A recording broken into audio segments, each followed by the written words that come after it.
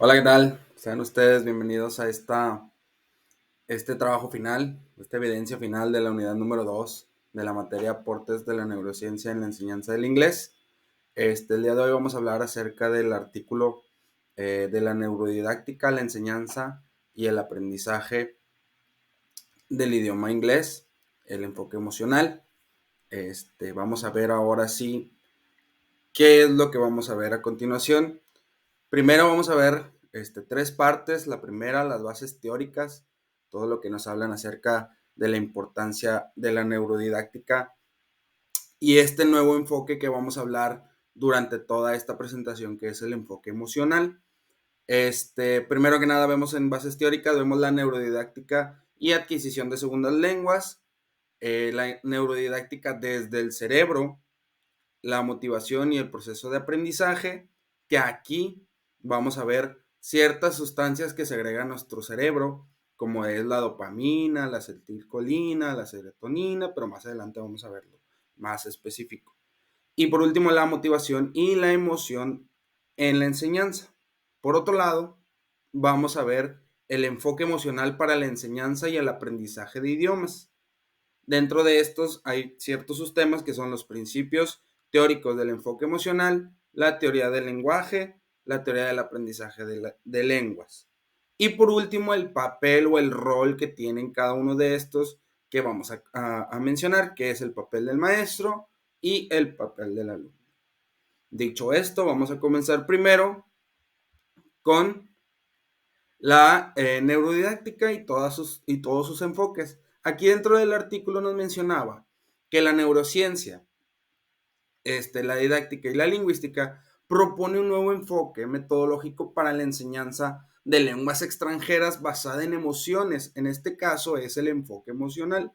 Dentro de este enfoque lo comparaba un poco junto con otros autores, que era Chomsky, Krashen, etcétera. Vienen varios métodos y enfoques.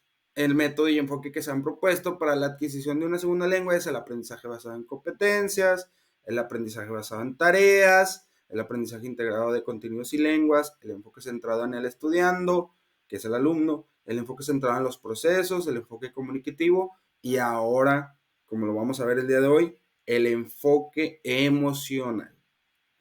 Bien, ahora sí vámonos con un poco de lo que vamos a ver el día de hoy. Bien, dentro de las bases teóricas les dije que iba a haber 4 elementos. La primera es la neurodidáctica y la adquisición de segundas lenguas.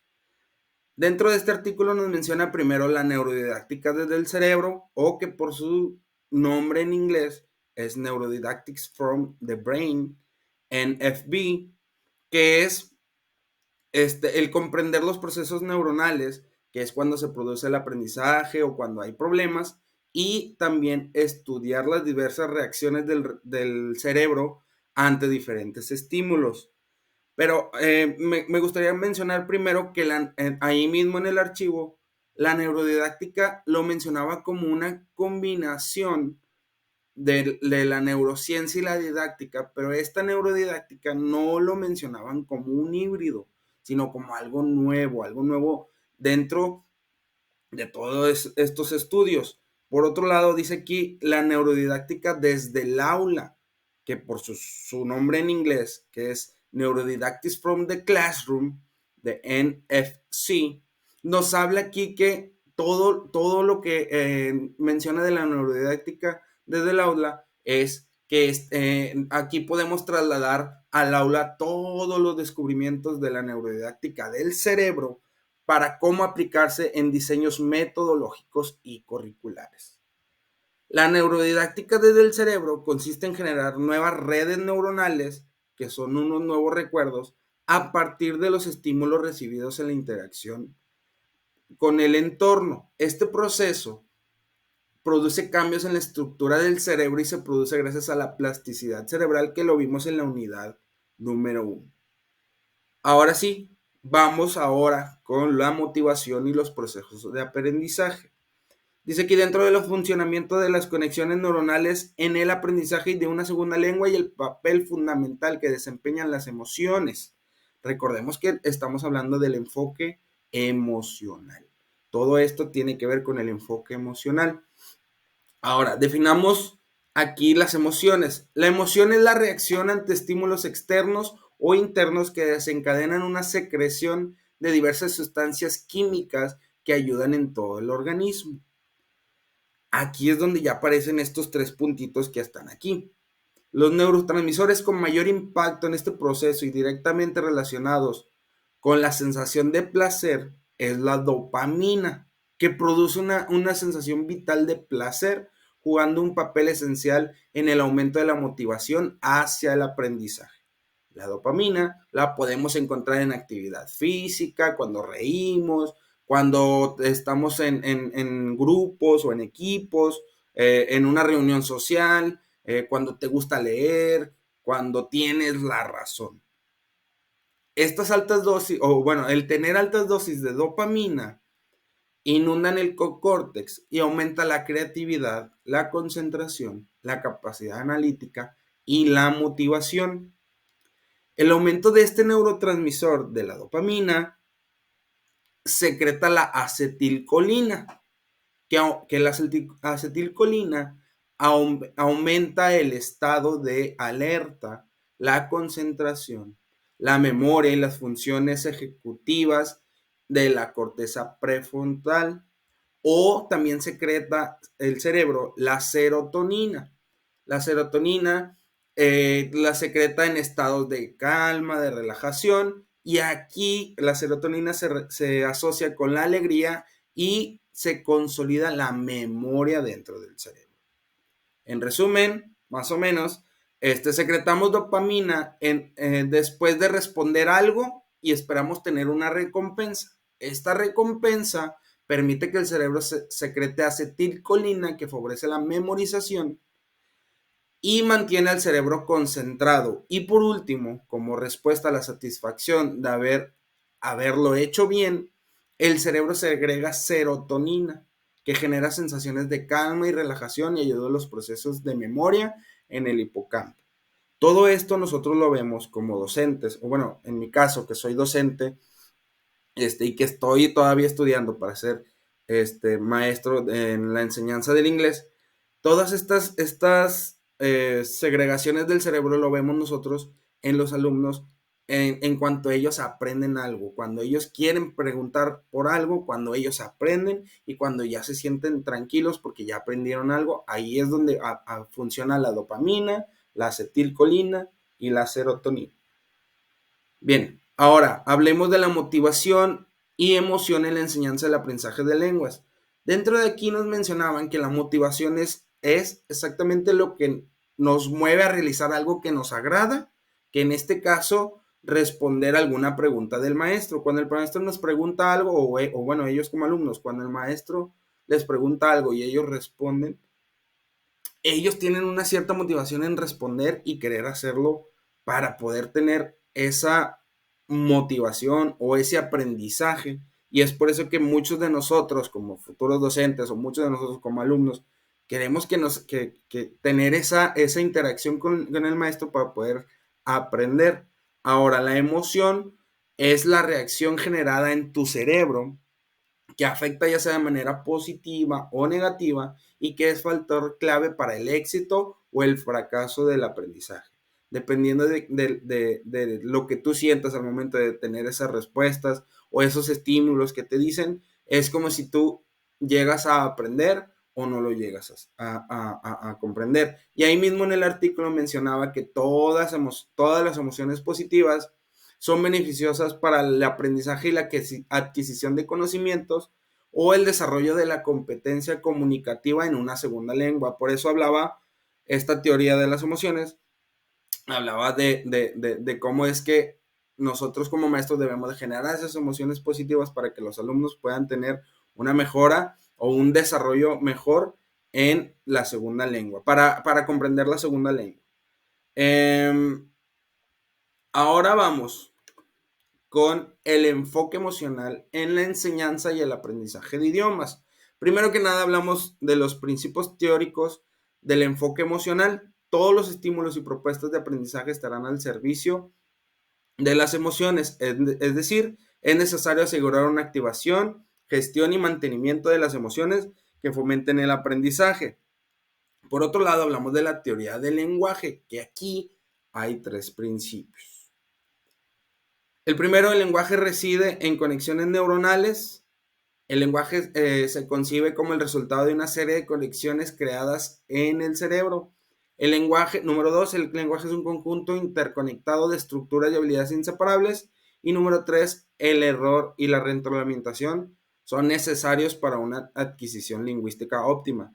Creo, de manera personal, yo creo que mientras más te equivoques, más es como aprendes, más como es que tu cerebro empieza a tener esas conexiones cerebrales y sabe que cuando tienes un error, a partir de ese error aprendes a que no lo debes de hacer y ya tienes un aprendizaje significativo. Hablando tanto del inglés como de matemáticas, de español, de lo que sea. Por otro lado, viene aquí el enfoque emocional en la enseñanza y aprendizaje de idiomas. Bueno, seguía la teoría del aprendizaje de lenguas. Dentro de aquí habían 7 principios fundamentales. Decía aquí que número 1, las emociones determinan el aprendizaje. Número 2, es posible que el aprendizaje inconsciente.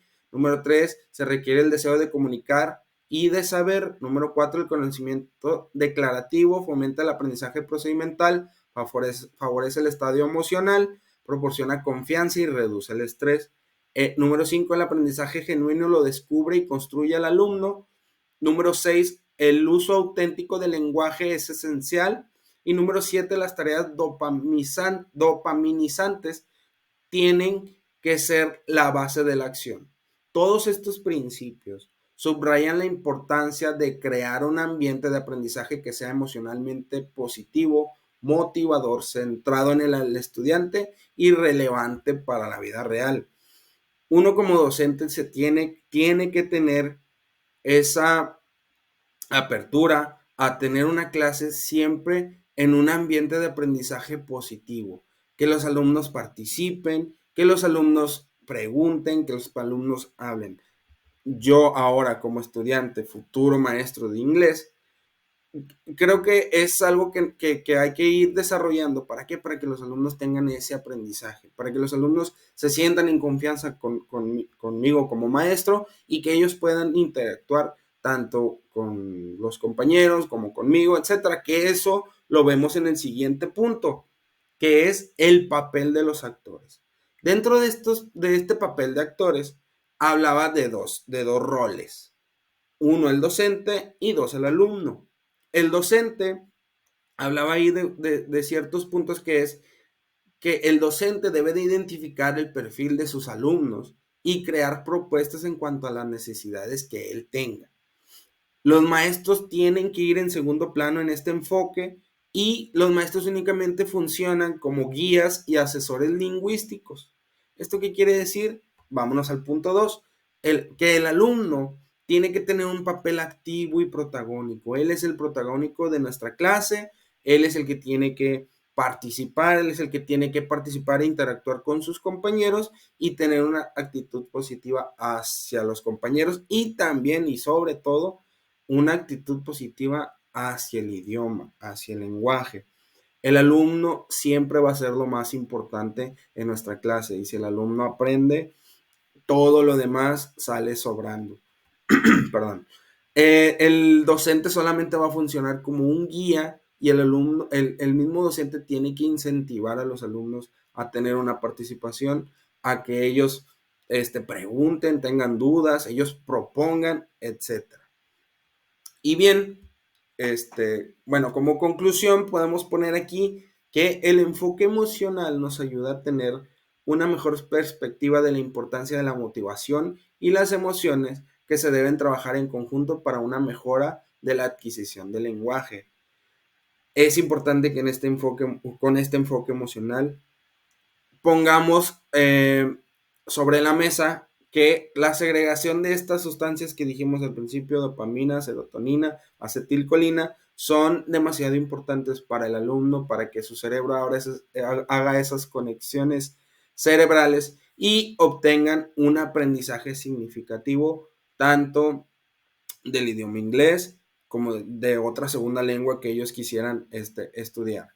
Es por eso que en este artículo aprendí bastante en el sentido de lo que es la motivación de nosotros como futuros docentes hacia los alumnos y cómo es que la emoción es de suma importancia para que los alumnos aprendan, para que los alumnos participen, cómo es importante que si ellos se sienten bien, ellos aprenden. Si ellos se sienten mal, si ellos tienen un estrés, si ellos tienen, están tristes, es casi imposible que ellos aprendan, pero para eso es el trabajo del maestro, que tiene que motivarlos y tiene que incentivarlos a aprender. Muchas gracias, mi nombre fue Arturo Morales y fue un gusto haber participado en esta presentación. Gracias.